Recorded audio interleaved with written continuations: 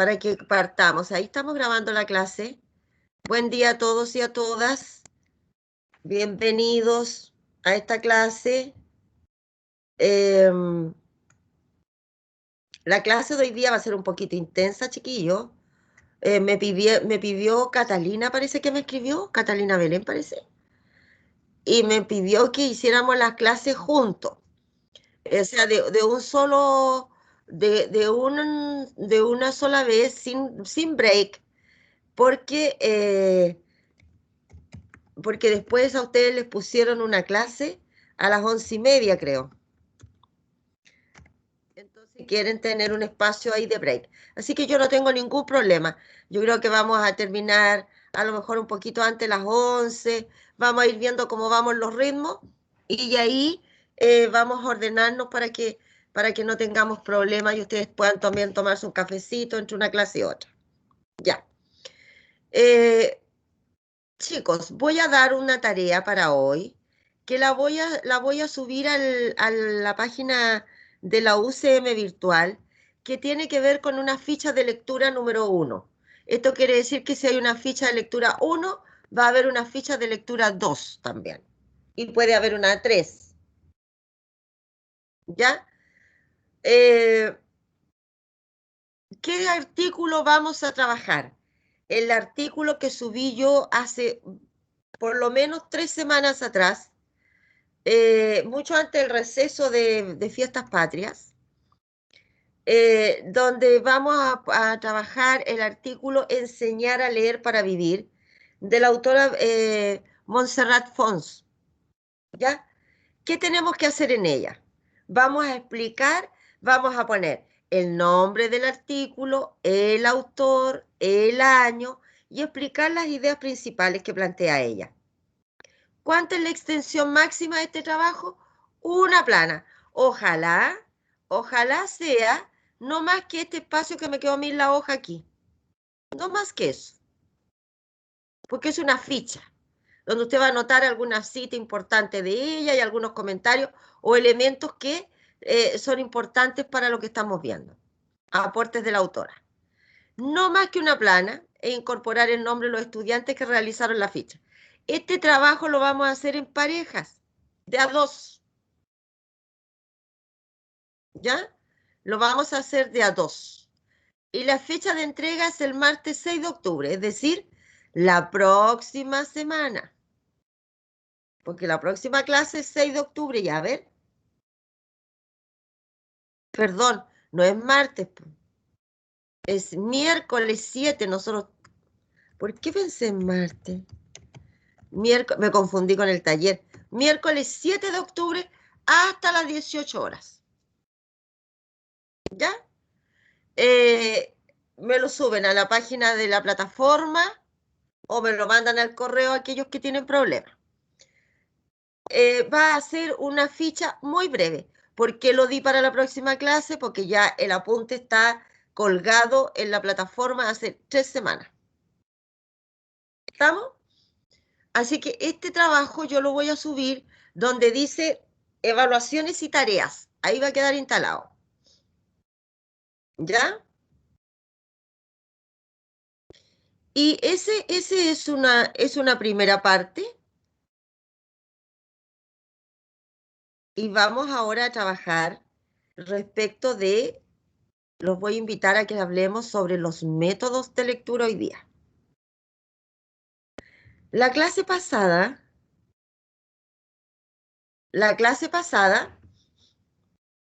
nosotros estuvimos hablando sobre lo que, aspectos generales de lo que es la lectura y la escritura, partiendo por qué es leer, qué es escribir. Estuvimos hablando de algunas ideas que postulan algunos autores, estuvimos hablando de teorías que sustentan la enseñanza de la lectura y la escritura. Si usted es conductista, entonces enseñemos la, le, li, lo, lu, mame, mi, mo, mu, reiterativamente. Si usted piensa en un aprendizaje sociocultural o constructivista, entonces partamos de frases completas o de palabras completas, qué sé yo, porque de eso, del soporte teórico es la línea con la cual nosotros nos vamos a casar para enseñar a leer. Entonces, estuvimos hablando de eso, estuvimos hablando de la psicolingüística, que es otra línea que estudia cómo se desarrolla el lenguaje en los niños, ¿cierto? Y las etapas de esta psicolingüística, desde desde el nivel prelingüístico, ¿cierto? Acuérdense que hablamos del llanto, del grito, del gorgoreo, hasta que los niños llegan a formar frases y oraciones coherentes, hasta la adultez, como nosotros, que ya tenemos cierto bagaje de vocabulario y que podemos escribir y expresarnos bien por escrito y hablar también en coherencia con el tema que estamos planteando. Entonces, ahí nosotros estuvimos conversando también de los componentes del lenguaje y hablamos que los chicos desde pequeños deben trabajar el, ¿cómo se llama esto? La fonología, la semántica, la pragmática, ¿cierto? La morfología, la sintaxis. Hicimos la comparación entre lo que era el desarrollo del lenguaje verbal y el escrito.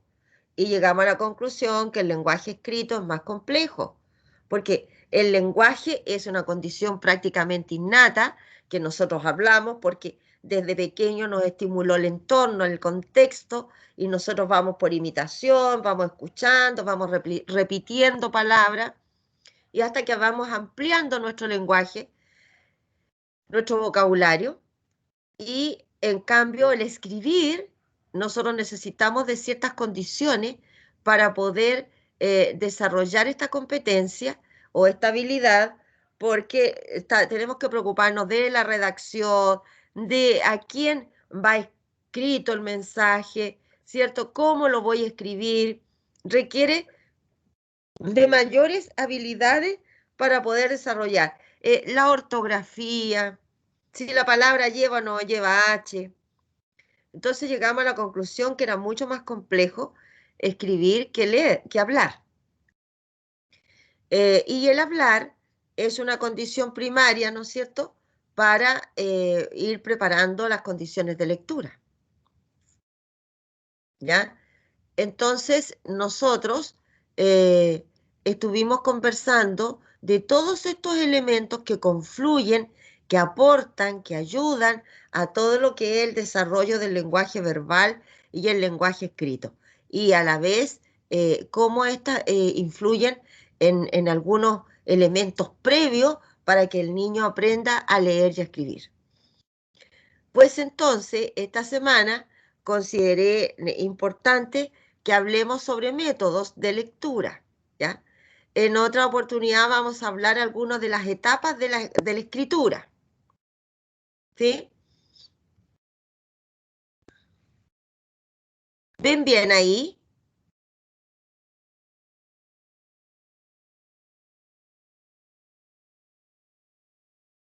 Bueno, supongo que sí.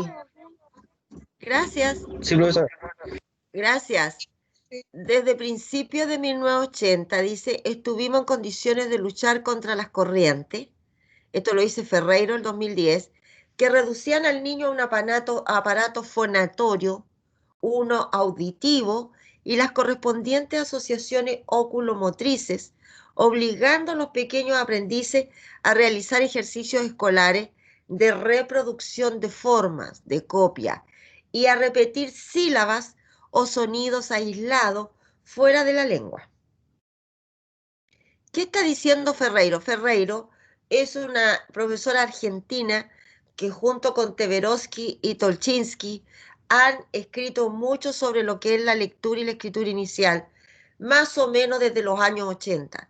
Han hecho mucha investigación al respecto, son muy expertas en lo que dicen, y ellas, en este caso Ferreiro, ¿no es cierto?, dice, ¿por qué dice que a los niños se les reducía un aparato fonatorio auditivo? Porque es el típico, la típica estrategia que nosotros utilizamos para enseñar a leer y a escribir.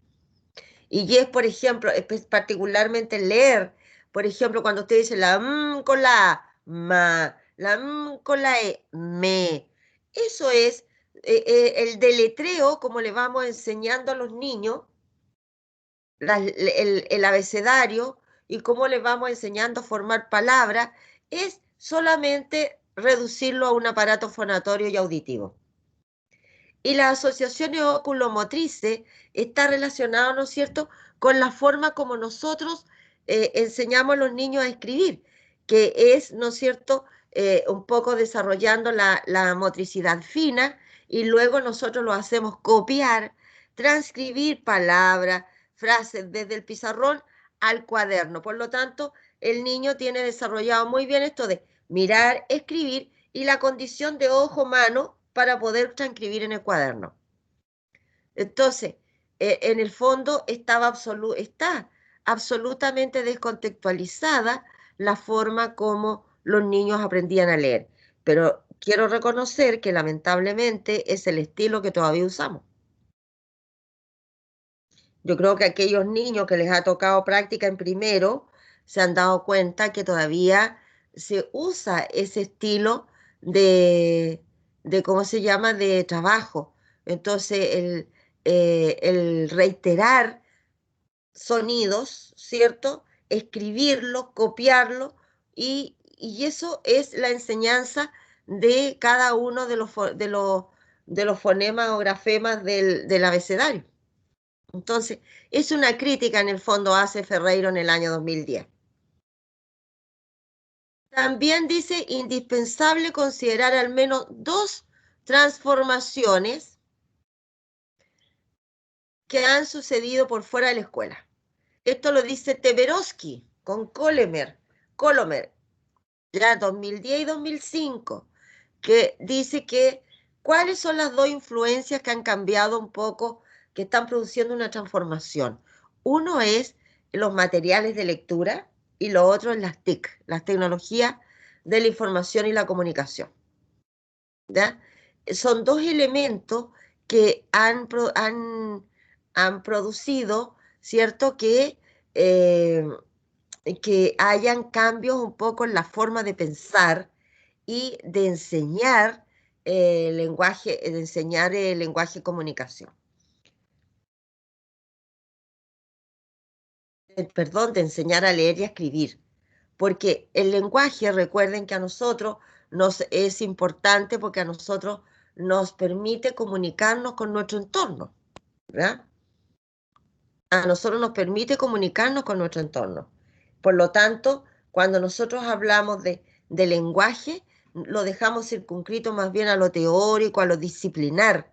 Pero cuando nosotros decimos lenguaje y comunicación, estamos haciendo estamos abarcando un aspecto relevante, porque el lenguaje por sí mismo, ¿no es cierto?, Eh, nosotros podemos aprender todas sus técnicas, sus teorías, todo. Podemos aprender a leer perfecto, comprender la lectura, pero necesitamos comunicar lo que hemos aprendido, necesitamos vincularnos y relacionarnos con los demás, y que eso lo hacemos a través del lenguaje.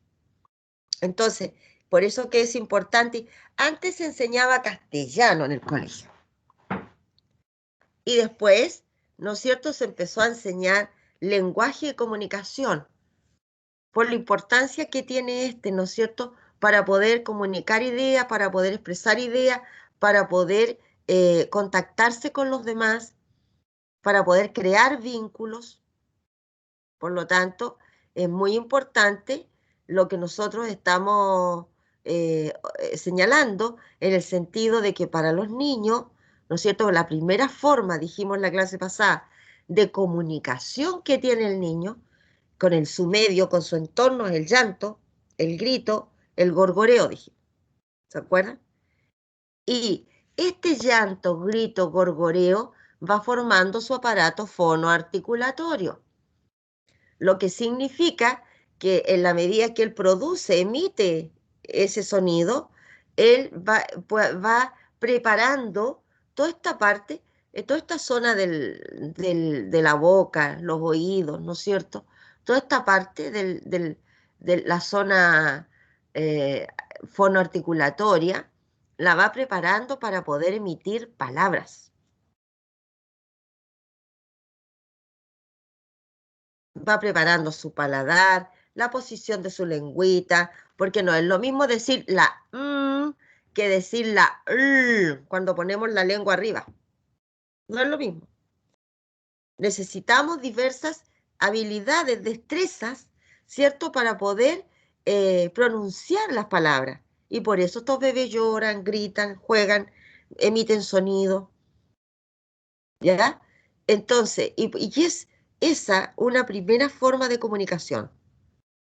Y a medida que avanzamos, nos vamos comunicando con palabras, ¿no es cierto? Nos vamos comunicando más afectivamente, porque a veces uno puede dar un abrazo y no dice nada, pero está comunicando algo, ¿cierto? Entonces, es más amplio esta gama del lenguaje y la comunicación. Una lengua, dice, no es solo una cadena de significado en relación con una cadena de significante. El lenguaje permite aludir al presente, al pasado y al futuro. Diferenciar entre agente y objeto. Expresar condiciones y finalidades.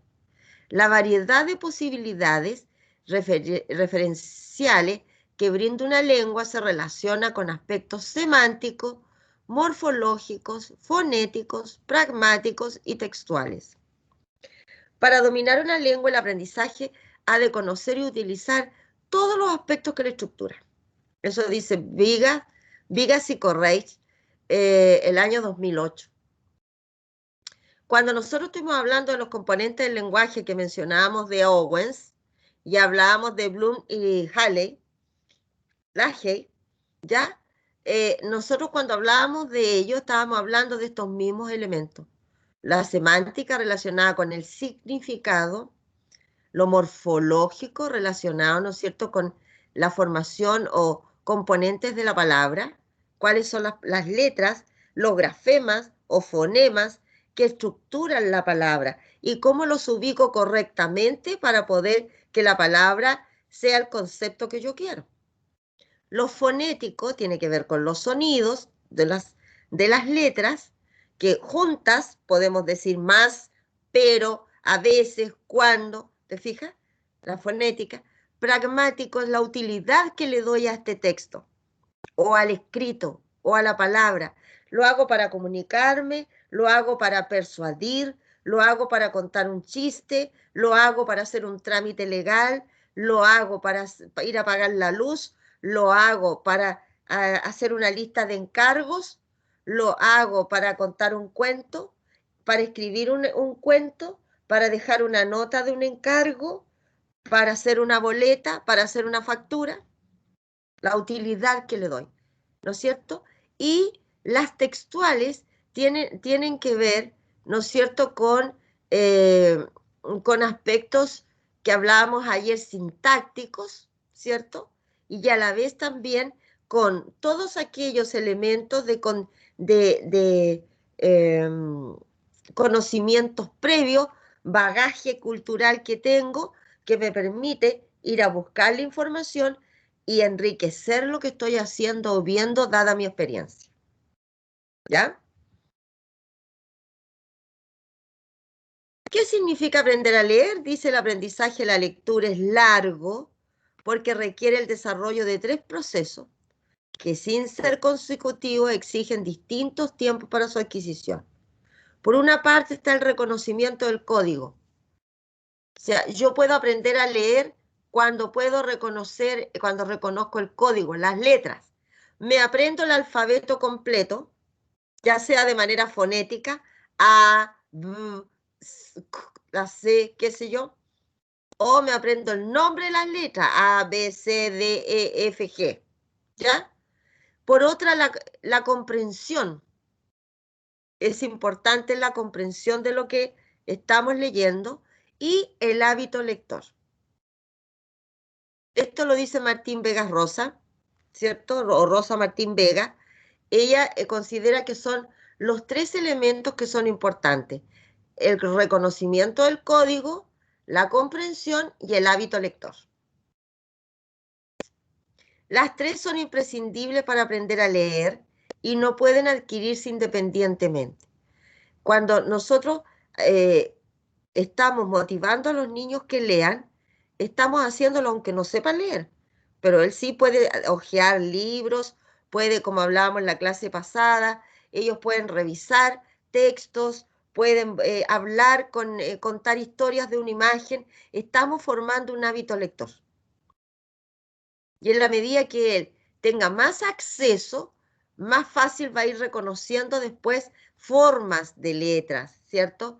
Va a ir reconociendo los códigos.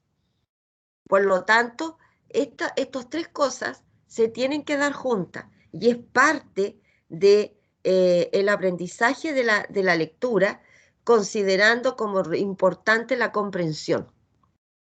Después vamos a ver que algunos métodos de lectura no aportan mucho a la comprensión. Bueno, y para la comprensión necesitamos del código, necesitamos ver estos aspectos. Aquí dice, buen dominio de la lengua. Para leer una lengua primero hay que comprenderla, ¿ya?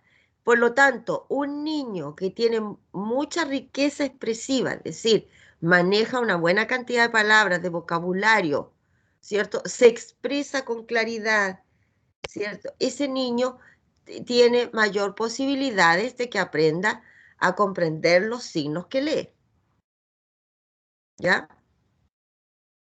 Si el niño es capaz de expresar cualquier sentimiento o pensamiento propio de su mundo, está preparado para entender la comunicación escrita. O sea, nosotros tenemos que darle mucha importancia a lo que es la lectura, la escritura, perdón, en este caso, en el dominio de la lengua, a lo que es el hablar, que el niño comente, el desarrollo del lenguaje verbal, la expresión oral. Porque un niño que habla, ¿no es cierto?, con, con ideas coherentes, está más fácil, más preparado para que lea y escriba. Si el niño dice apenas habla, habrá de esperar a que alcance la madurez lingüística suficiente en su forma natural, la lengua oral, para empezar a aprender a leer.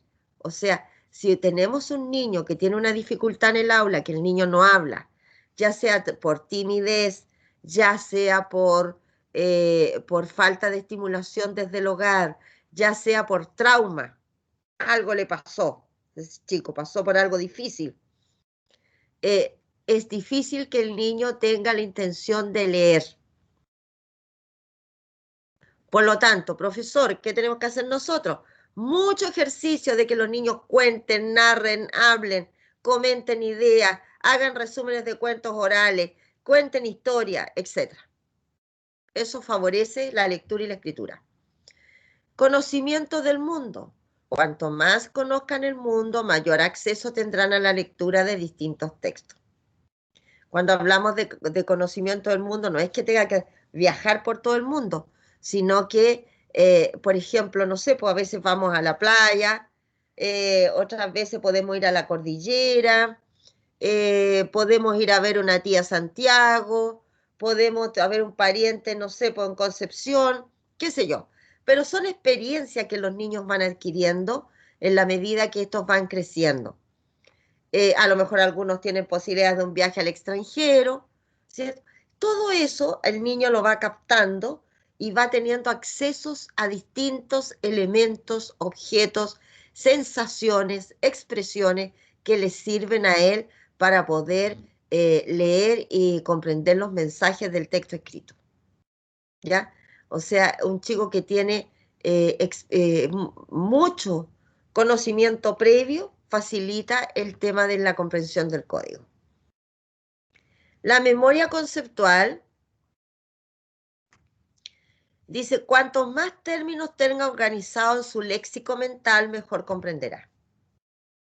O sea, mientras más nosotros fomentemos el vocabulario y vamos ingresando palabras nuevas a los niños, nosotros mismos les vamos hablando, agregándole una palabra distinta, ¿no es cierto? Para que los niños digan, ¿y qué es eso, tía o tío? ¿O qué significa mamá tal palabra o papá? ¿Te fijas? Mientras mayor sea la riqueza que tiene de vocabulario, mejor comprenderá. Eso es lógico, po. Si conoce hartas palabras de lenguaje, vocabulario, más va a comprender. También funciona la memoria operativa. Dice, es necesario que dispongan de una memoria a corto plazo para poder hilar los signos escritos. Si leen excesivamente despacio, olvidan lo anterior y finalmente no entienden el sentido de la frase. Aquí es necesario la memoria a corto plazo para poder ir viendo que después de la U, de la Q viene la U y la E. Por lo tanto, nosotros vamos a leer qué. Pero para escribir qué, que nosotros lo leemos tan fácil, no es tan simple. Cuando un niño está empezando a escribir, ¿no es cierto? ¿Cómo escribo qué? Q de qué, dice uno. Ah, no, es de kilo, dicen los niños porque se confunden. No, Q de queque. Y ellos dicen qué. Entonces, la lógica del niño dice la Q y E. ¿Y por qué una U intermedia? Y ahí empieza todo un complejo sistema para el niño para que pueda escribir. Por eso que para un chico no es tan sencillo. Por otra parte, si yo estoy leyendo, ¿cierto? Y voy juntando cada una de las letras, ¿cierto? Para poder conformar una palabra, después sigo con la otra. Obviamente que esto le va a evitar tener comprensión lectora, porque vamos muy lentito aprendiendo una de otra, entonces resulta que al final no alcanzo a comprender lo que leo, porque estoy tan preocupado de descifrar lo que dice cada palabra que voy olvidando, por lo tanto, comprensión lectora ahí no tengo. ¿Qué me permite tener comprensión lectora? Mientras más rápido yo pueda leer, la fluidez lectora. La motivación afectiva también es algo muy importante, muy relevante para leer. Aprender a leer exige un esfuerzo porque hay que fijarse mucho en los signos y repetir varias veces. Al no tener capacidad de concentración, ayuda a la familiarización con los cuentos desde pequeño para fomentar su curiosidad por leer de forma autónoma. Es complejo poder leer para los niños, ¿cierto? Pero si yo no logro concentrarme y no logro eh, poder querer la lectura a través de los cuentos que me motivaron la curiosidad por leer de forma autónoma, entonces es difícil que yo pueda leer y que además pueda comprender, que eso es lo importante, ¿cierto? Por lo tanto, la motivación a través de cuentos, de las palabras, de contar la historia. A ver, cuéntame tú qué dices. ¿Te gustaría leer este cuento? ¿Cómo lo podemos hacer? ¿Quieres aprender a leer? Mira, inténtalo, qué sé yo, motivar. La motivación del entorno familiar como del profesor en el aula es relevante.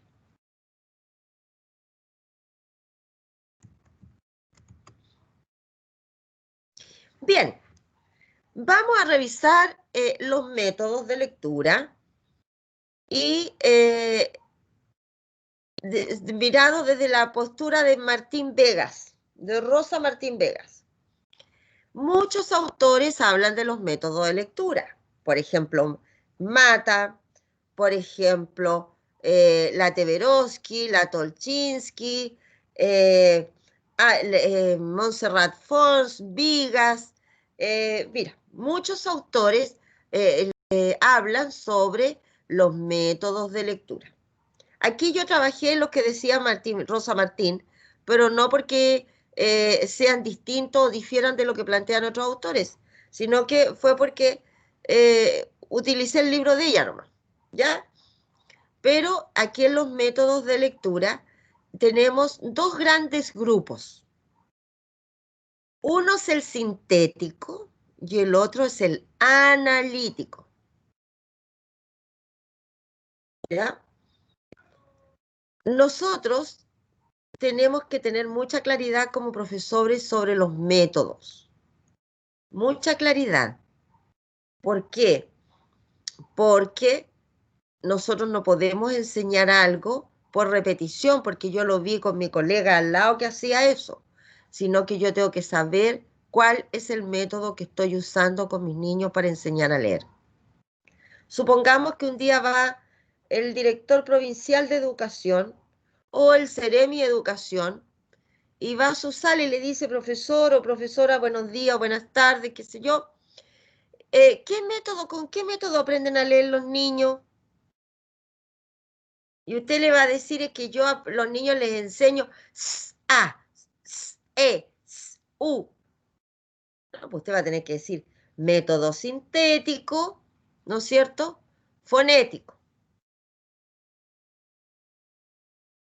Y si usted me dice, es que yo utilizo el método mate. Bueno, ¿y qué método de lectura incluye el método mate? Porque se llama mate por el autor. Pero ¿qué métodos involucra ese método? ¿Se fija? Entonces, lo importante de esto son dos cosas. Uno, que usted sepa, ¿cierto?, cuál es el método que está aplicando y cuál es el que ha elegido y por qué lo ha elegido, porque también va a depender de la cantidad de situaciones que tenga en su aula, ¿no es cierto?, de los estilos de aprendizaje de sus niños, ¿cierto? Por lo tanto, yo tengo que tener claro cuál es el método que voy a utilizar y dentro de este paquete de métodos, cuál es el específico, o estoy usando más de uno, ¿ya? Por lo tanto, tengo que tener claro cuando estoy enseñando el tipo de método, el libro, ¿no es cierto? El texto que elegí está vinculado a ese método. Porque no voy a decir, no, estoy usando el método sintético, pero el libro es analítico, por decir algo.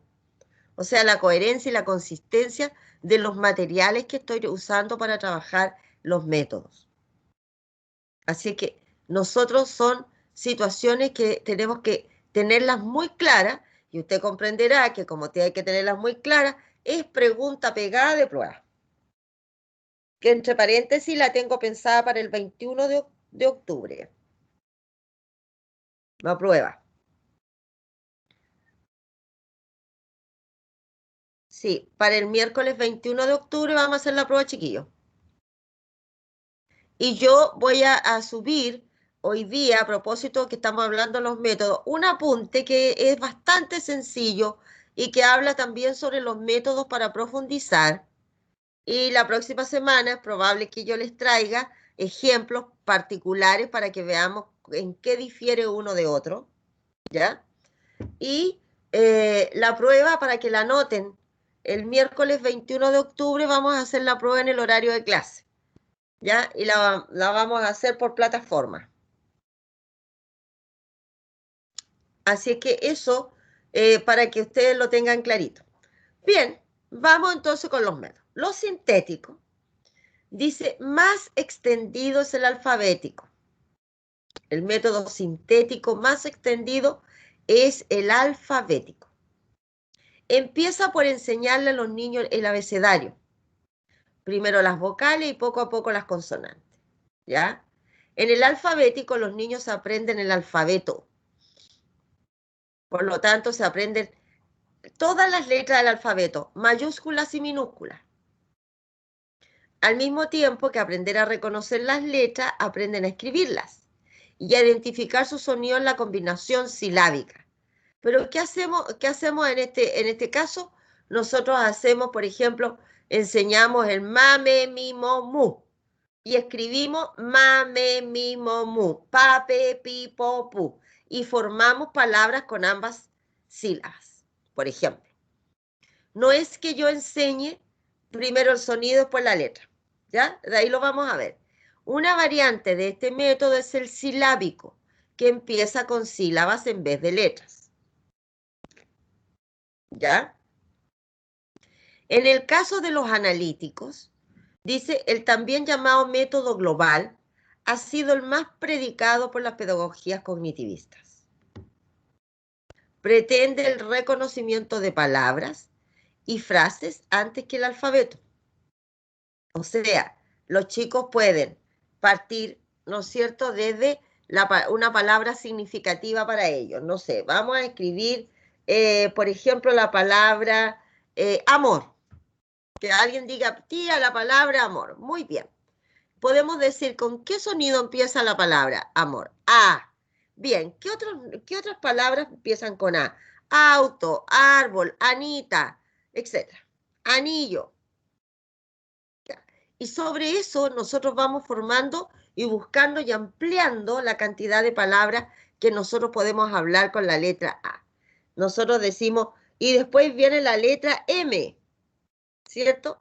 ¿Qué podemos decir con M? Mamá, ya, Memo, Marisa, marisco, qué sé yo, ya. Después seguimos con la O. Tenemos, puede ser oro, oso. Vamos dando. Después con la R, la R. Entonces vamos a decir rosa, rábano, rojo, etcétera. Vamos armando como árboles de palabra con cada letra. Esto ellos lo empiezan a leer y a escribir y van escribiendo sin el deletreo, sino que ellos están trabajando palabras completas y que tienen sentido para ellos y que me permiten ir hablando y formando otras palabras. ¿Ya? Vamos a detallar aquí. En el método sintético, dice, plantean la enseñanza de la lectura como instrucción directa en las reglas de conversión grafema-fonema. Una vez aprendidas estas reglas, será la propia práctica de la lectura la que promueva su desarrollo. En su concreción didáctica, es decir, lo que hacemos en el aula, puede adoptar diversas formas y procedimientos. Si adopta la sílaba como núcleo central de la enseñanza, es método silábico. Si adopta como punto de partida el sonido de las letras, es método fonético. Y adopta las letras como elementos de partida, son métodos alfabéticos. ¿Ya?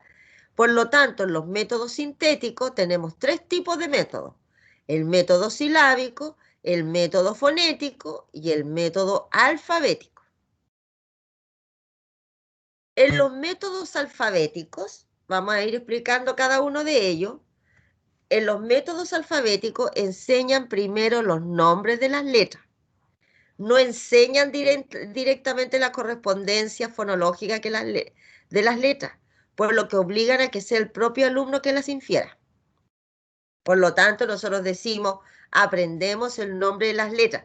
Cuando hablamos del nombre de las letras, quiere decir que nosotros decimos A, B, C, D, E, F, G, H, I, J, K. Esos son nombres de las letras. La diferencia con el fonético es que enseñamos el sonido. Y el sonido es la S, la la etc. La R. Aquí enseñamos el nombre. Por favor, no confundir cuando nosotros estemos enseñando, ¿ya? No confundir el nombre de las letras con el sonido. Son distintas. ¿Ya? Por lo tanto, el nombre de las letras es, nosotros ¿qué hacemos en el alfabético? Nos aprendemos los nombres de las letras y vamos formando sílabas y palabras. ¿Ya?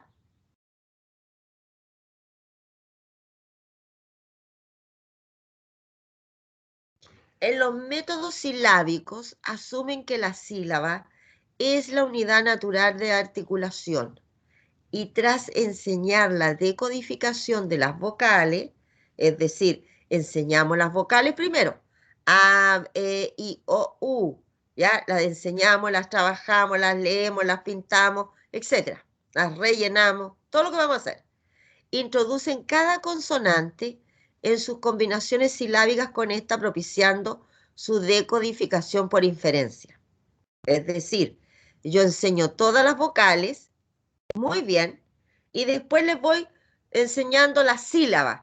No les digo la con la A, sino que les digo, como ya aprendieron las vocales, les digo ma, p, la. ¿Te fijas? Les voy dando la sílaba completa, previo a haberse aprendido las vocales. Después les voy dando las sílabas, nada más. ¿Se entiende, chicos?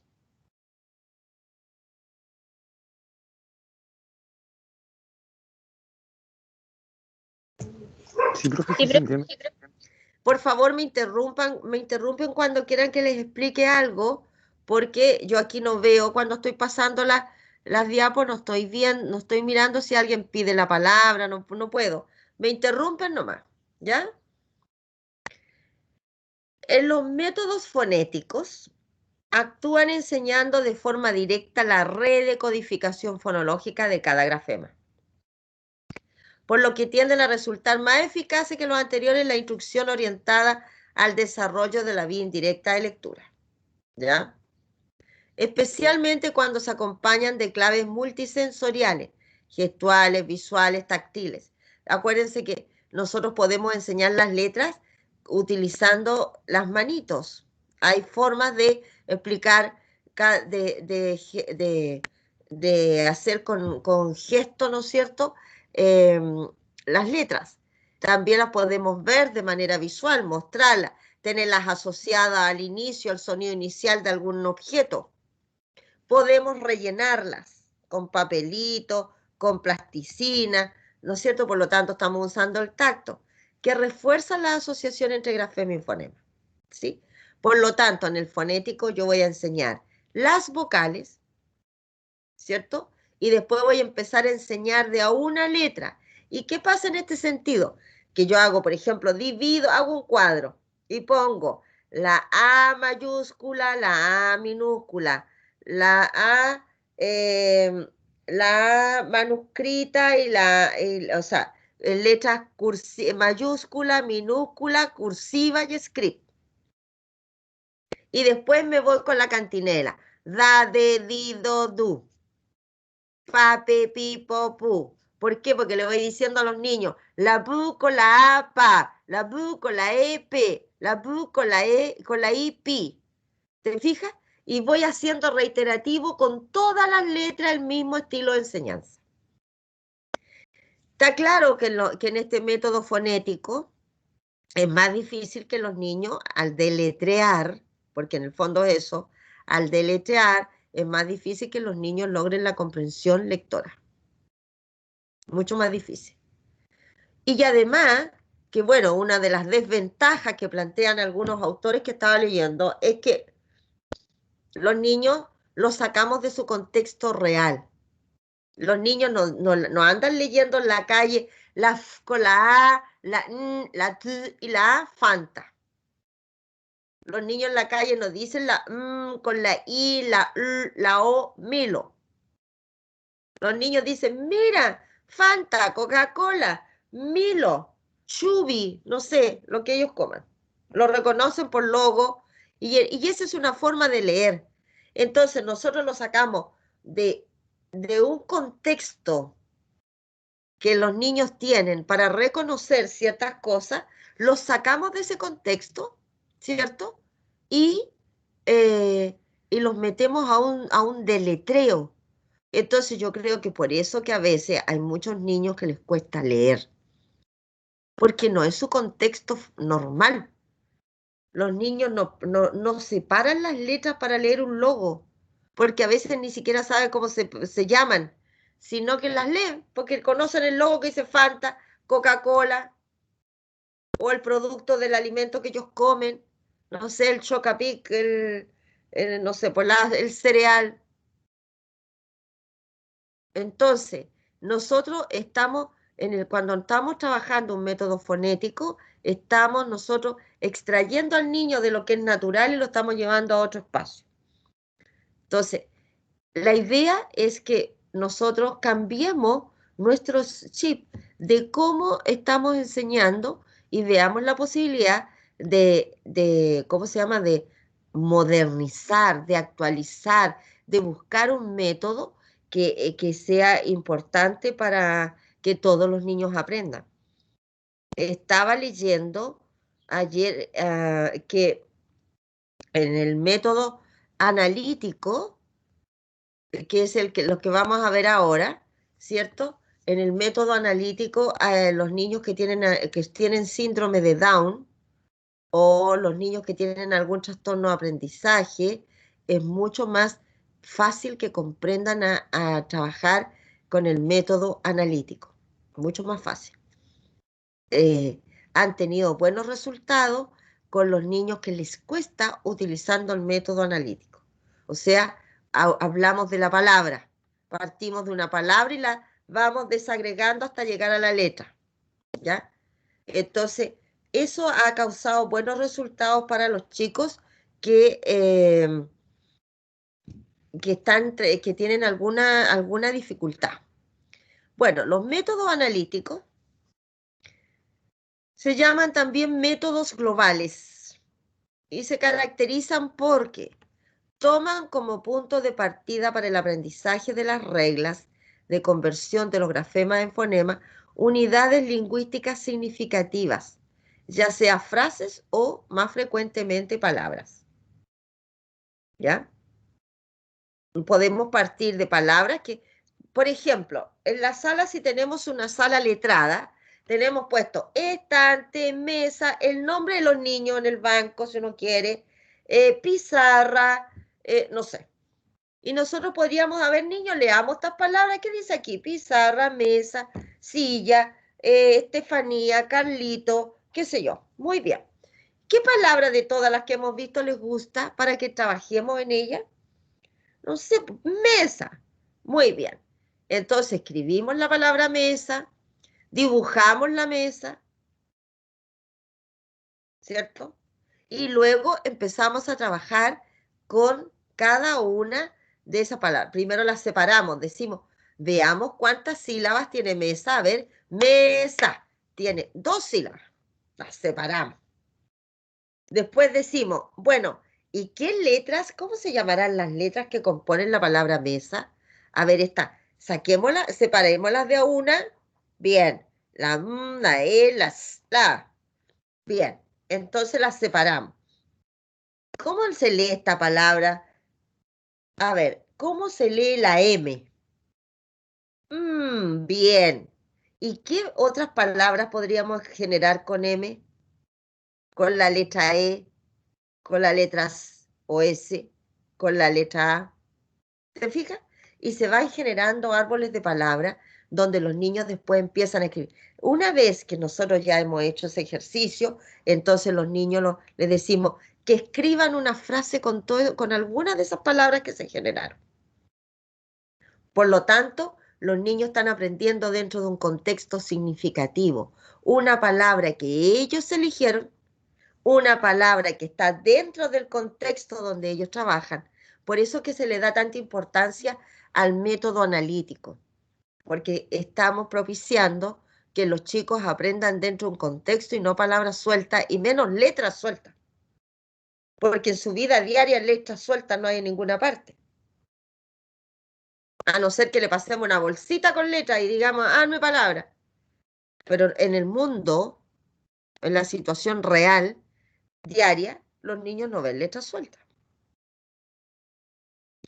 Pretenden que el alumno, dice, llegue a establecer las relaciones entre grafema y fonema analíticamente, por descomposición de las palabras.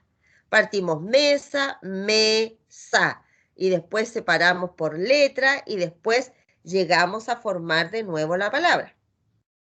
Mediante la identificación de patrones ortográficos que se corresponden a patrones fonológicos, es decir, vamos de cómo escribimos la palabra completa, llegamos hasta el patrón fonológico cuando nosotros decimos a. Entonces aquí la M es la S, a, la vocal. ¿Te fijas? Entonces los niños van adquiriendo distintas palabras y ampliando su lenguaje escrito y verbal, ¿cierto? A raíz de una palabra. Los eclécticos usan una frase. Por ejemplo, podría decir, dame la mano y danzaremos. Y de ahí podríamos trabajar, enfatizar, por ejemplo, la D, porque dice, dame la mano y danzaremos. Tenemos dos iniciales, sonidos iniciales. Entonces, de esas palabras podemos generar otras. ¿Te fijas? Que es también una forma. Toda esta definición de los métodos sintéticos analíticos, acuérdense que estaba realizada por Mata y otros autores, ¿ya? De una didáctica del lenguaje. Didáctica de la lengua y la literatura se llama. Bueno, desde el mismo libro sacamos a Ramos, que señala que son procedimientos didácticos que asumen que el aprendizaje de las asociaciones entre grafía y fonema deben ser descubiertas por el alumno. Cuando el niño dice M, se dice E, S, se dice S. O sea, están los niños haciendo la asociación entre grafía y fonema y la debe descubrir solo. No enseñada directamente y siempre supeditada a la lectura de unidades con sentido. Por eso que las palabras surgen de la clase.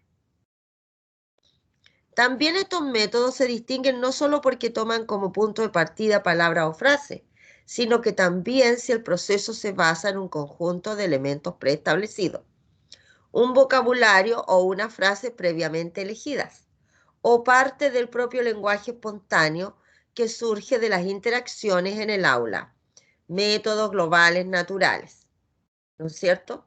Podemos, el profesor o la profesora puede llevar alguna palabra preestablecida, pero la gracia sería que surgiera como método global natural, es decir, que los niños dijeran qué palabra van a estudiar. Y como los profesores siempre tenemos tantos recursos dentro de la sala, que fácilmente podemos igual trabajar, igual tener elementos o darles un entorno de palabras que tengamos los recursos. Por ejemplo, en una mesa, un estante, un pizarrón, qué sé yo. Ahí vamos a tener nosotros diversos dibujitos, monos, qué sé yo, que mostrar alusivo a lo que está puesto en el aula.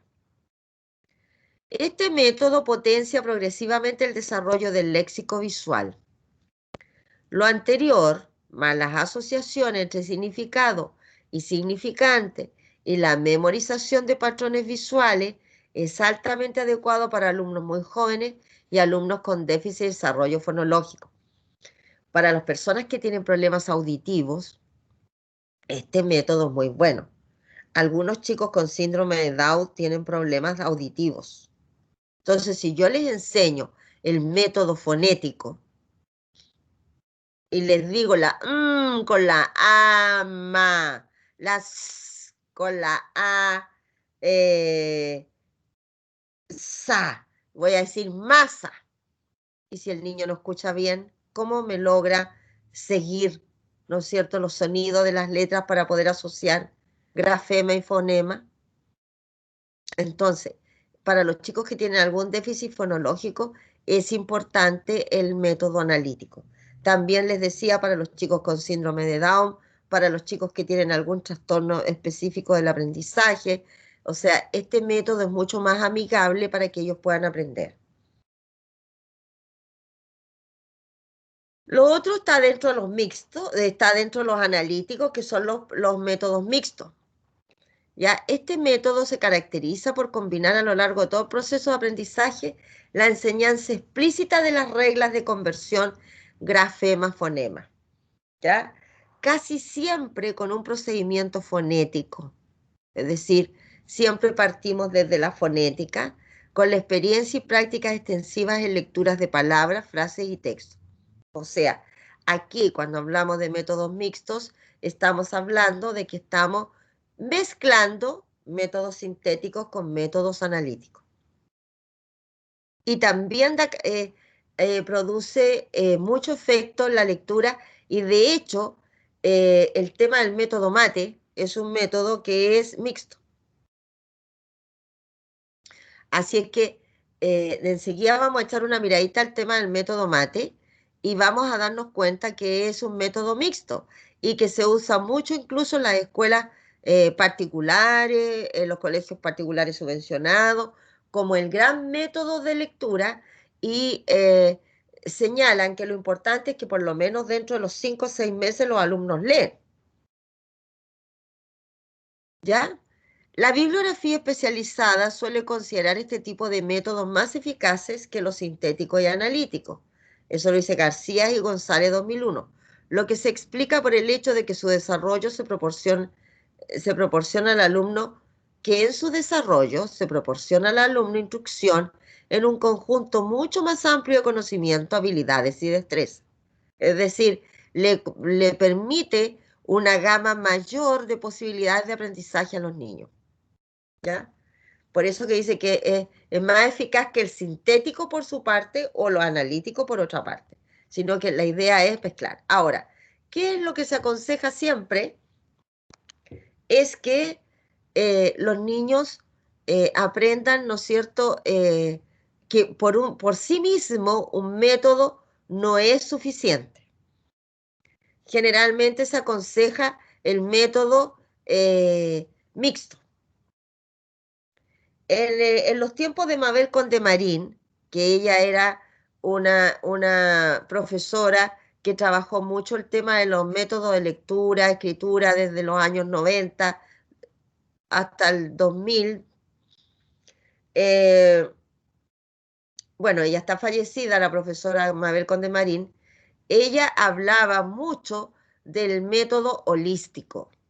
En vez de decir mixto, ya, ella hablaba del método holístico, que significaba que nosotros utilizábamos ambos métodos y, eh, y del método de destrezas cuando nosotros utilizábamos la descomposición fonológica, ¿cierto? O alfabética de la enseñanza, ¿ya? Entonces, y posteriormente ella habló de la lectura emergente, que la lectura emergente es un concepto que nace por el año 66, 67, por ahí, por Marie Clay, que es una profesora británica que habla sobre la lectura emergente. Y esta lectura emergente considera que los niños aprendan a leer en contextos reales, ¿cierto? Pertinentes, y que ellos vayan descubriendo a través de una frase, a través de palabras, etcétera, ellos vayan descubriendo el código escrito y el código fonético, ¿no es cierto?, para poder ir aprendiendo a leer y a escribir.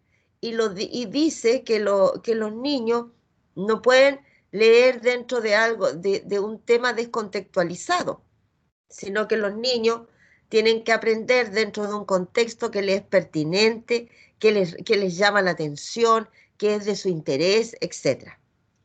Entonces, ahí surge el tema de la lectura emergente, considerando que los niños aprendan dentro de un contexto que para ellos es conocido y de su interés, ¿ya?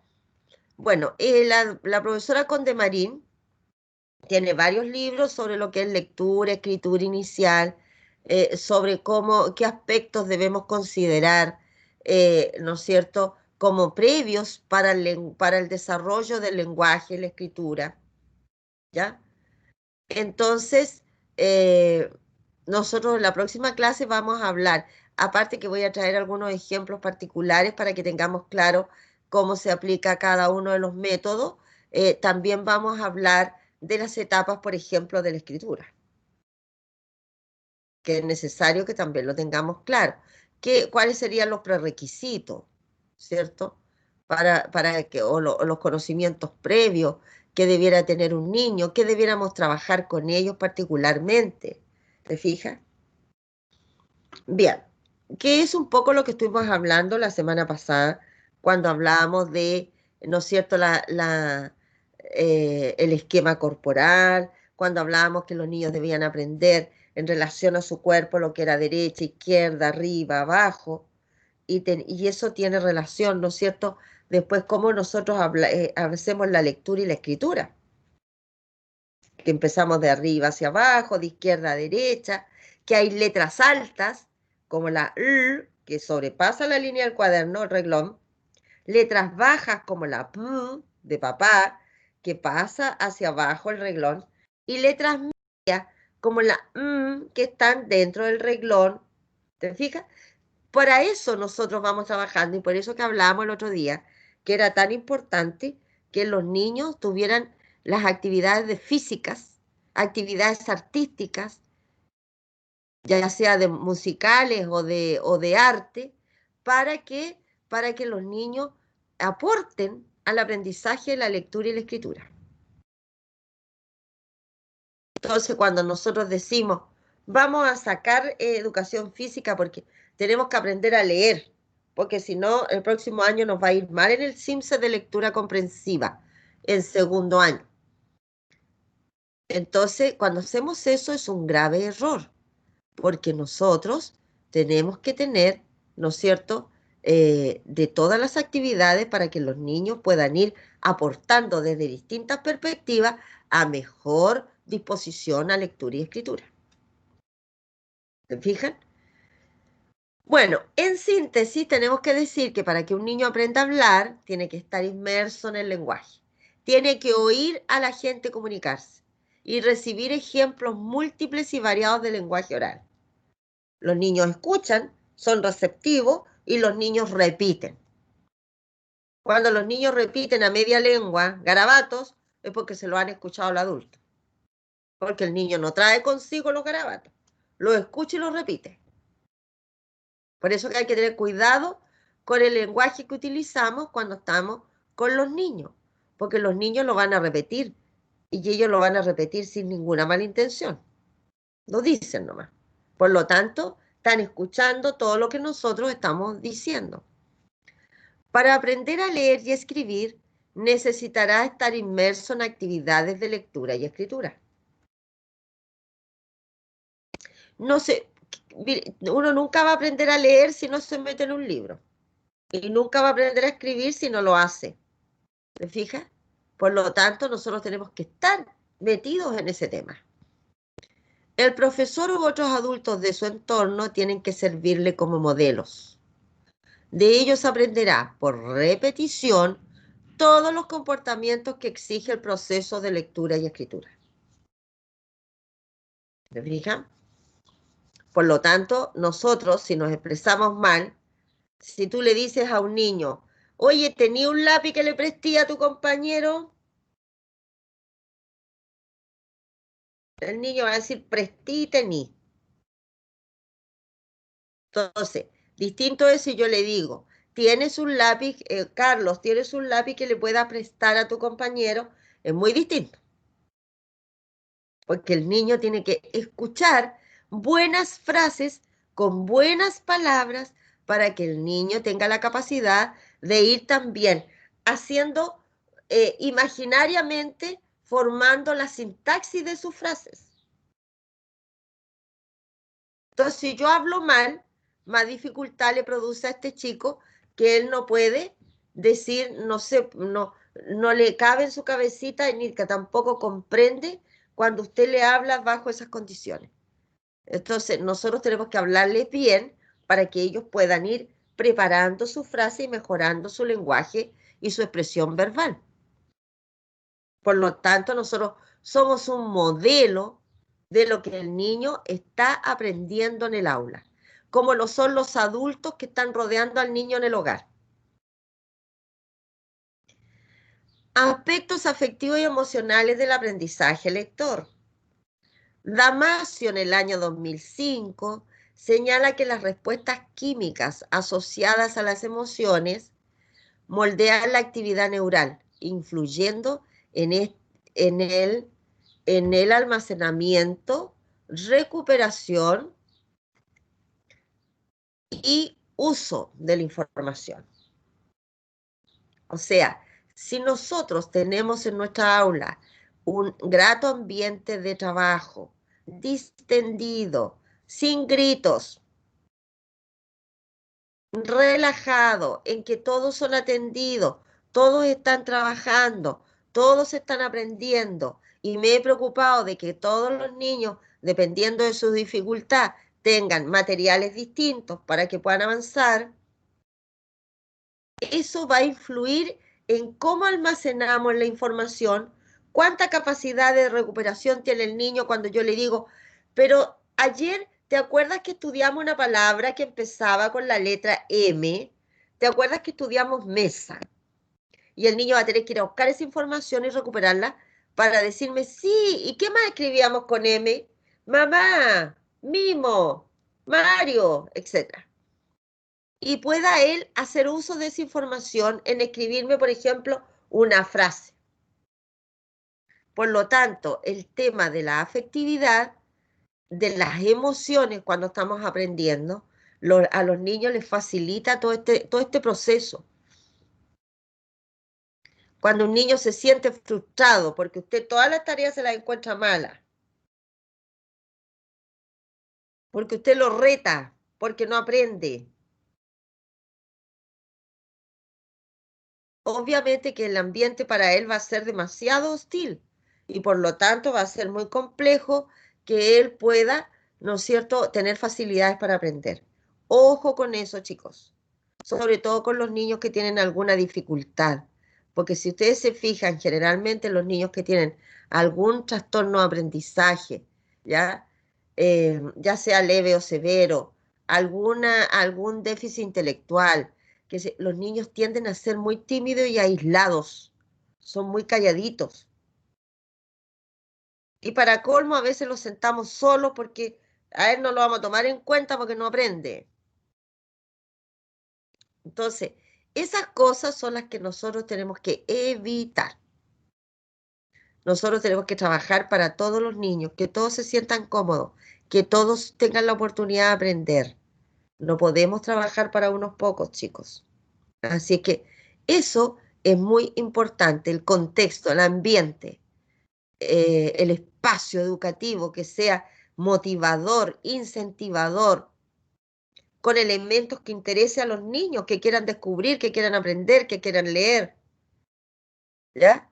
Se han realizado, dice, muchos estudios en el ámbito de las dificultades de aprendizaje, analizando sus relaciones con el autoconcepto y la autoestima, la motivación y la ansiedad.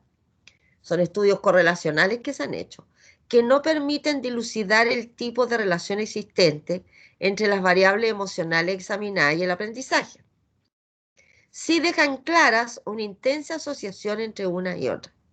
Es decir, la relación entre las variables emocionales y el aprendizaje, ¿no es cierto?, en distintos estudios, no,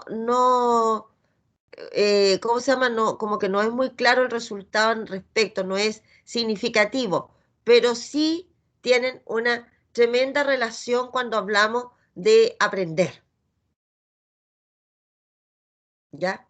Aunque algunos autores han señalado que el tema de la autoestima, el autoconcepto es súper importante para que los niños se sientan seguros y quieran aprender y salir adelante. Y sean resilientes también cuando no les resulta algo y quieran volver a realizar, ¿cierto?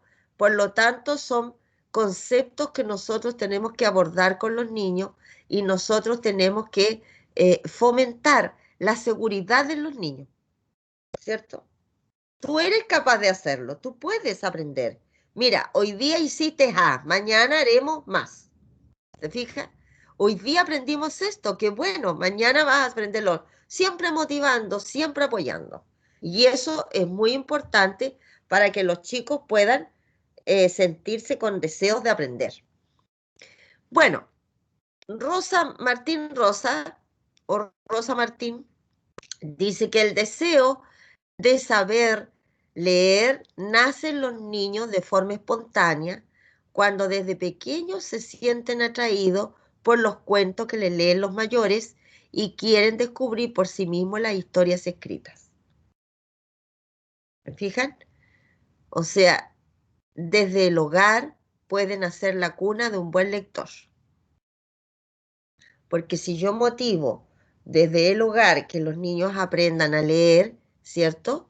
Que los niños aprendan a leer, eh, entonces, y les tengo cuentos o monitos que a ellos les interesa, los niños se van a motivar. Por lo tanto, es importante el apoyo que se les dé a eh, que se les dé a los niños en su familia. Chicos, preguntas.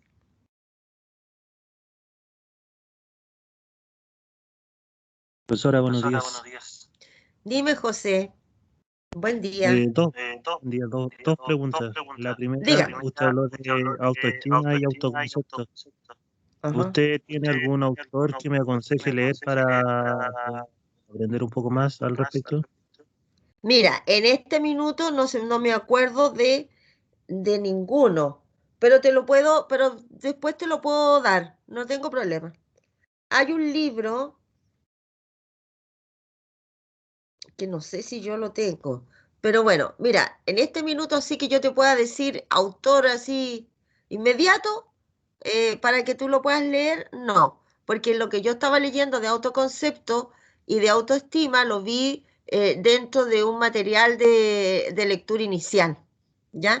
Entonces no es exclusivo sobre autoconcepto, pero te lo puedo buscar, José, y te recomiendo, ¿te parece? Ya, genial. Y la segunda pregunta era respecto a cómo le puedo enseñar a un niño en este caso que no quiere hacer nada durante la sala de clase. No sé si es porque un problema de que los padres no lo motivan a trabajar, pero ellos prefieren estar jugando. No sé, me pasó en la época de práctica, donde en específico tenía uno de los alumnos, me acuerdo, Maximiliano, me decía siempre que él no quería escribir porque estábamos pasando caligrafía, que él no quería escribir, no quería hacer nada, prefería estar jugando con sus muñequitos, con sus juguetes, que estar atento a clases, porque no le interesaba. ¿En qué curso fue eso, José? En segundo. Ya, y ese niño fue diagnosticado. Según la profesora, él solamente era un niño que se aislaba mucho, pero no tenía ningún problema de déficit atencional ni nada. Al contrario, era uno de los alumnos que cuando se lo proponía era uno de los más capaces, según la profesora. Y ese niño a nadie se le ocurrió mandarlo a un psicólogo para diagnosticar qué problema tenía, porque a lo mejor él tuvo algún trauma, alguna situación que lo desmotivó para seguir en el colegio, algún problema familiar, puede, no sé, pues no tenía problemas intelectuales, pero tampoco tenía rasgos de autismo, por ejemplo. No, de acuerdo a lo que yo conversaba con la profesora, no me mencionaba nada de eso. Lo Mm. que sí hacía la profesora como para motivarlo un poco más era ella empezar a escribir, no sé, en la caligrafía, las primeras dos líneas y después le decía, y ahora tienes que seguir tú con el resto de tus compañeros. Usaba algunas técnicas, pero más que eso no, Y escribía después que escribía ella. muy poco. Mm. Sí, es que yo creo que ahí es complejo dar como te dijera, decirte algo en específico, porque yo creo que ese chico tiene algún problema y que no tiene que ver con un problema de aprendizaje, tiene que ver con un problema emocional. Algo le pasó ahí, porque si él tiene por lo que dice la profesora y lo que tú ves, que el niño trabaja, que el niño hacía sus cosas, eh, eh, quiere decir que ahí hay un tema emocional fuerte que habría que revisarlo y para eso necesitamos que un psicólogo lo vea, porque va Sí. más allá de la normalidad. Lo que sí me Porque, daba cuenta, por ejemplo, en él, es ¿Mm? que en los ejercicios de matemática, yo creo que era una asignatura que le gustaba, porque era el primero en terminarlo. Claro, también puede ser el rechazo a la asignatura, pero en todo caso, si es así, uno podría buscar actividades más lúdicas para que los niños trabajaran. Quizás no tanto el copiar, no tanto el escribir, sino que también, no sé, formar palabras con letras que tú le pongas sobre la mesa, dominó, qué sé yo, para crucigramas, con letras que ellos conocen, quizás para llevarlo a través del juego al gusto por la escritura. Y para leer, ¿sabía leer, José? Sí, de hecho leía muy bien. Mira, Era uno de los más aventajados. ya, entonces el problema ahí está en que el chico no le gusta escribir. pero también tiene que ver con la estrategia que usa la profesora. Yo, a mi ¿Cachai? parecer, de acuerdo a mi experiencia, yo creo que él tenía algún síndrome de Asperger que no estaba diagnosticado. Puede ser también, sí. Por eso te digo que cuando hay ese tipo de casos que ya no es porque un día el niño no quiere escribir, porque a todos nos pasa de repente que no queremos hacer algo en un día, pero si es reiterativo es porque hay algo más.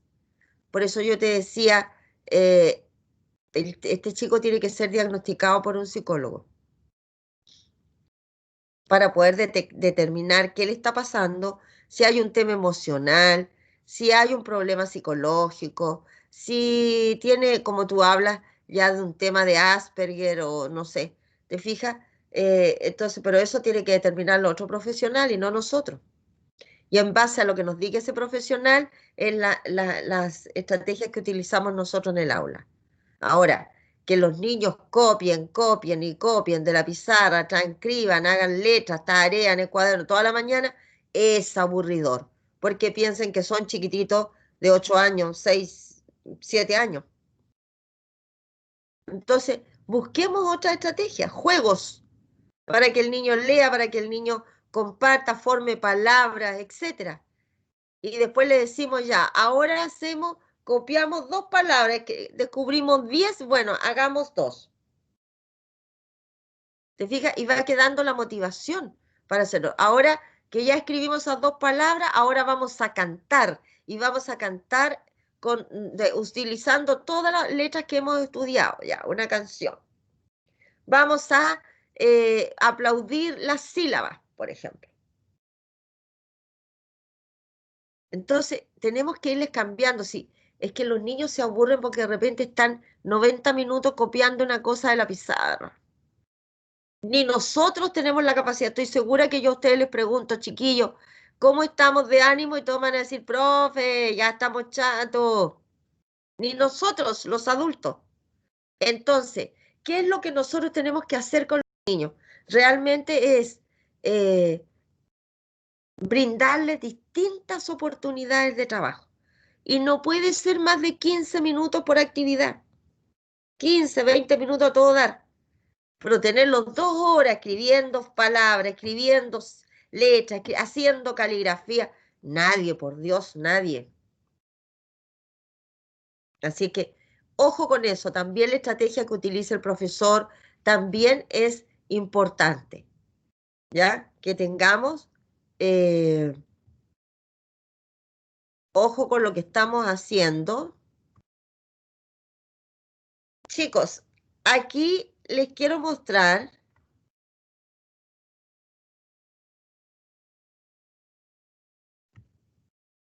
una síntesis de los métodos de lectura que están hechos con, ¿cómo se llama? Están hechos como, están ordenados, ¿no es cierto?, por método y eh, nos van explicando más o menos de qué trata cada uno. Y yo esto lo traje buscando la forma de que le vaya quedando claro. Nosotros tenemos los métodos de marcha sintética, que esto lo saqué de un tema español, de marcha sintética y de marcha analítica. Y tenemos los eclécticos. Están organizados como marco conceptual. Dice, se clasifican en los métodos de marcha sintética, ecléctico y de marcha analítica. ¿Cuáles son las características de los sintéticos?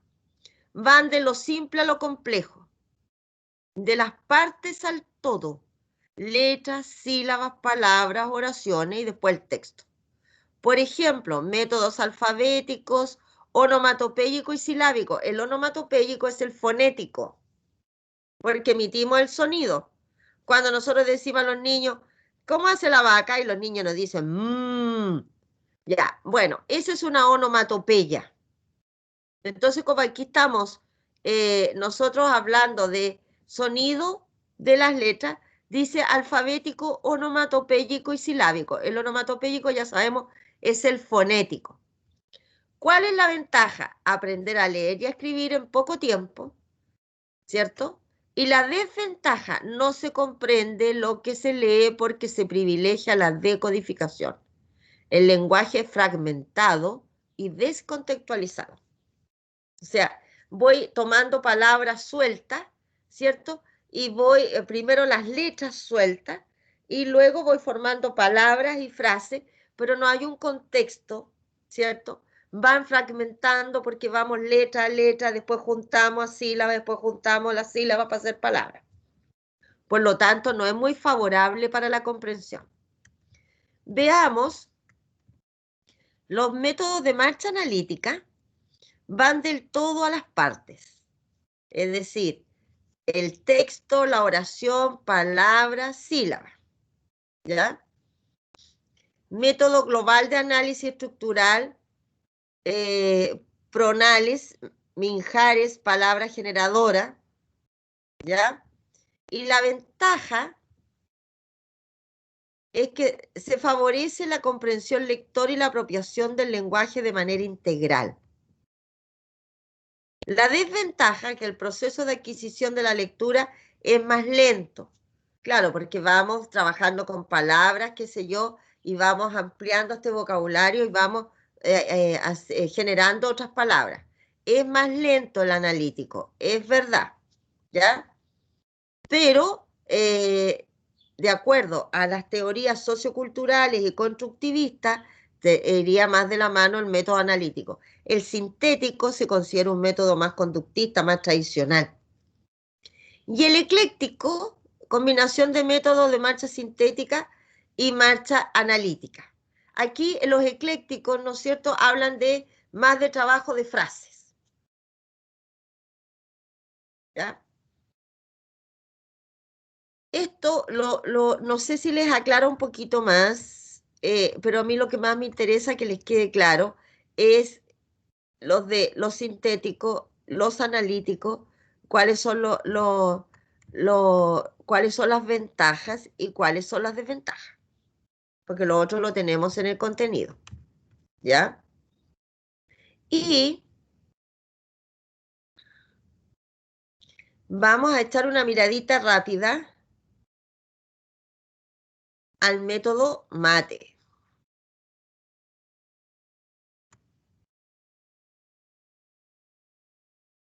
Esto también se los voy a subir yo a la plataforma para que lo tengan dentro de las lecturas complementarias, ¿de acuerdo? Les voy a subir este material y les voy a subir un apunte que también habla de los métodos de lectura, como para que podamos profundizar sobre los métodos. Y si Dios quiere, la próxima semana yo voy a traer ejemplos de cómo enseñamos cada método para que nos quede más clarito. Hoy día nos abocamos más a lo teórico, ¿ya? Bueno, el método MATE, Claudio Mate Pérez. Este método, chiquillo, fue elaborado por un rector de la Universidad de Chile en el año 54 y todavía está vigente. Este método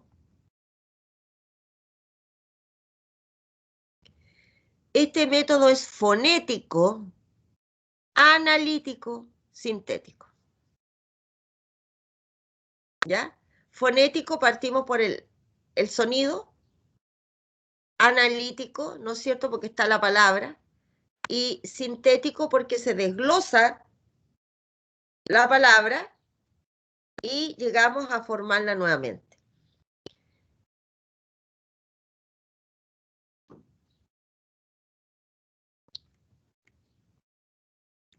Técnicamente, dice, el método es fonético porque se enseña el sonido de las letras asociado a su símbolo escrito, es decir, al grafema. Analítico porque se sigue un procedimiento de descomponer primero las palabras en sus fonemas o letras. ¿Ya?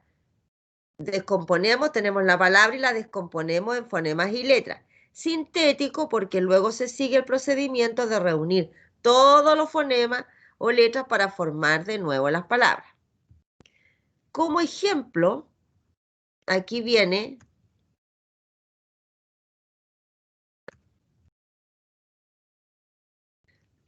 la primera parte, que están todas las lecciones.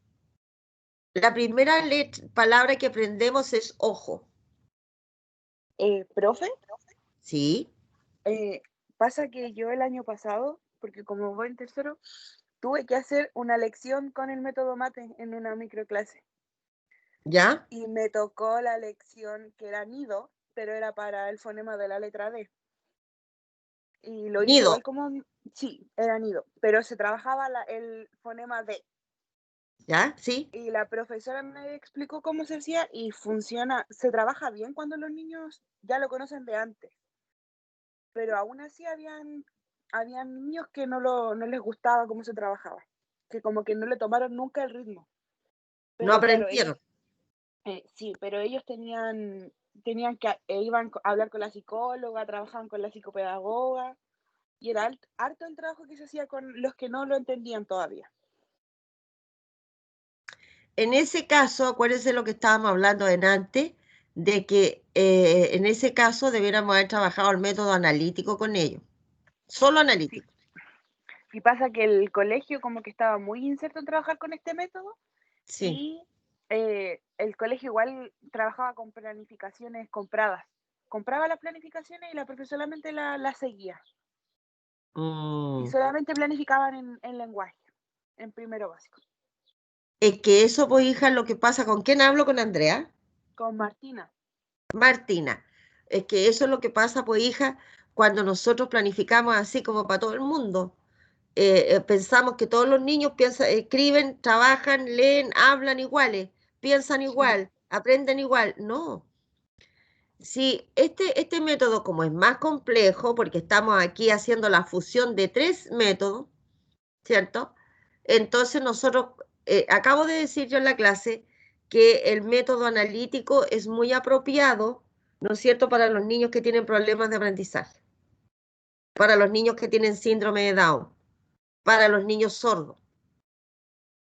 Un niño que tú tengas en la sala con problemas auditivos, ¿cómo te va a decir oh, oh?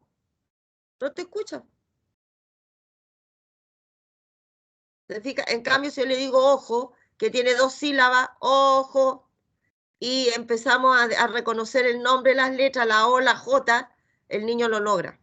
Entonces, Martina, ahí habría que aplicar métodos distintos. Lamentable Ya, que esos chicos que no aprendieron, ¿cierto? Se quedaron atrasados nomás, porque después la profesora va a seguir con el otro método, con la otra, con la otra lección y listo. sí, porque avanzaba nomás con las lecciones. Además, ¿qué? Perdón. Que solamente ella después avanzaba con la lección. Sí, en Claro. sí, ella, cuando ella entregaba el contenido era bueno, pero algunos quedaban atrás. Entonces ese era el problema. Y ya después, cuando avanzaban en la otra lección, no se acordaban de la que habían pasado. Claro. Es que si tú no trabajas bien una letra, que no basta con lo que dice aquí en el libro, o sea, si yo necesito trabajar bien la letra D de nido, voy a tener que trabajar un montón de ejemplos más, pues no me basta con que los niños aprendan nido, Sí. ¿te fijas? No es automático, porque el método tiene un ritmo, pues, y tú tienes que seguirlo, pero resulta que yo no puedo, si los niños no han aprendido, yo no puedo pasar tan rápido de una a otra. Aquí nosotros tenemos el abecedario. En letra script y letra manuscrita. Lo que está con rojo es manuscrito, lo que está con negro es letra script. Todas las minúsculas. Y aquí tenemos la lección 1, el ojo. Entonces, partimos de una palabra con el método analítico, partimos de una palabra. Ojo, una palabra conocida para los niños, todos tenemos 2 ojitos, los niños se lo pueden tocar, todo, ¿ya? Y tenemos la palabra ojo. ¿Qué vamos a hacer? Vamos a emitir el sonido ojo. Separamos en sílabas. Luego separamos por letra. O, o. Hacemos los sonidos. sería el método fonético, ¿cierto? Aquí tendríamos el silábico, ojo. Aquí el fonético, o, o. Después volvemos a formar la sílaba, ojo, y llegamos a la palabra completa, analítica, ojo. Los niños tienen que aprender el sonido, separar sílaba, aprender el sonido de la sílaba y de las letras. Y luego aprenden otras como jo, je, ji, ju, ja. No están en orden. Ja, je, ji, jo, ju. Ya aprendemos la palabra ajo. Entonces hacemos lo mismo. Hacemos lo mismo. Ajo. Separamos sílabas. Después, a, o. Letras. Son fonemas. Volvemos a la sílaba. Ajo. Y después la palabra completa. Ajo. Lo mismo pasa con eje y con ají. Lo mismo. Luego pasamos a mamá. Palabra completa, mamá, analítico. Separamos sílabas. Y luego vamos letra a letra, letra a letra, grafema a grafema, con su respectivo celular. A, a. Formamos, si juntamos las dos letras, vamos a decir mamá. ¿Cuántas sílabas tiene? Mamá. Y después leemos la palabra completa, mamá. Y aquí seguimos con otras palabras que se escriben con M. Mamá, mama, moja, mima, amo. Mi mamá me ama. Hacemos el mismo ejercicio con todas estas palabras. Y luego escribimos oraciones con las palabras que conocemos. Y también podemos trabajar agregando si queremos, porque aquí tenemos moja, que ya se aprendió la J arriba, se ha ido agregando. Podemos agregarla también en las frases que estamos construyendo. Mano, lo mismo. Y tenemos mono, mona, mina, maní, enano, ajeno, manojo, enojo. ¿Te fijas? Vamos integrando todas las letras o sílabas o palabras que estamos trabajando. Un mono, una mona, mojo mi mano. Y aquí en esta frase, mojo mi mano, tenemos integrado todos los elementos que estábamos estudiando antes. La N, la J, la M. ¿Se entiende cómo funciona, chiquillos?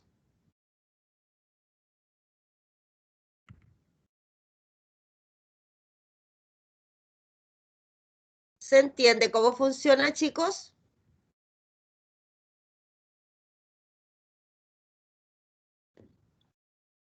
Martina, ¿así lo enseñaste tú en la cápsula? Sí, profe, así. Y después tú fuiste, con las palabras que se vienen sugeridas abajo, fuiste trabajándolas del mismo modo.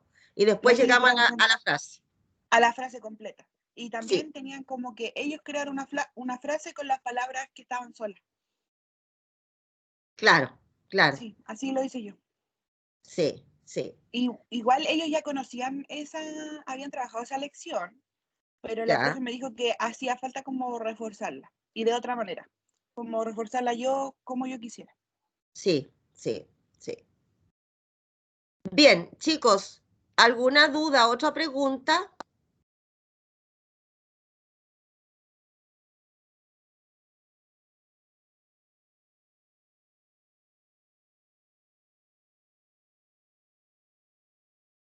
Yo voy a subir voy a subir el material, voy a subir el mate, voy a subir el Power y el PPT y voy a subir un texto que es muy clarito, explicativo sobre los métodos de lectura para que vamos reforzando lo que estamos viendo.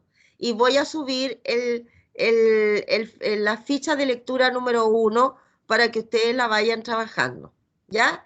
Y la próxima clase, si Dios quiere, vamos a trabajar, voy a traer ejemplos más concretos de cómo vamos trabajando en cada uno de estos métodos para que nos quede más clarito aún y podamos tener una postura respecto de lo que estamos enseñando.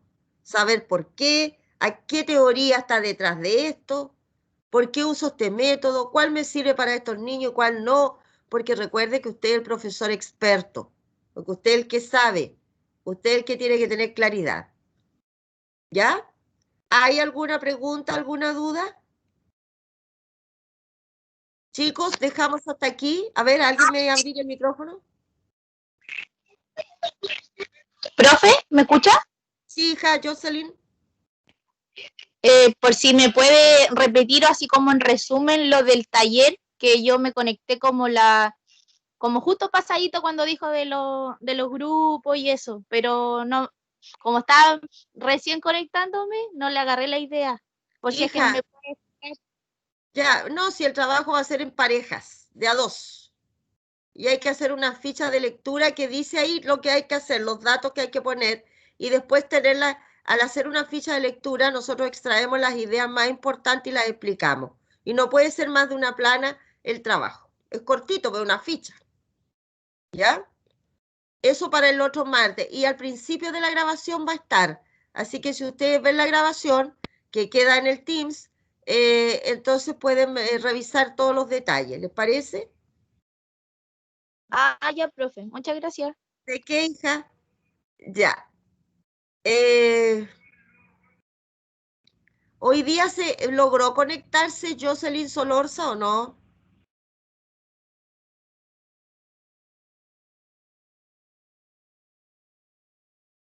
Jocelyn Solorza de este curso, ¿cierto? No, profe de tercero. Va, de veras que estoy con segundo. Con segundo. Sí. Chiquillos, discúlpenme, pero es que tengo, claro, tienen toda la razón. Ya, Mañana tenemos clase nosotros. ¿mañana tienen clase ustedes? Con taller pedagógico, pues, profe. Mañana, tercero. Ah, mañana tengo clase con ellos, sí, sí, sí. Sí. Tengo taller pedagógico mañana tempranito. Sí. Chicos, dejamos hasta aquí la clase por hoy para que logren descansar un poquito y después se integren a la otra clase. ¿Les parece? Sí, profe, gracias. ¿De qué? Que estén muy bien, cuídense. Cuídese igual. Gracias. Que esté bien.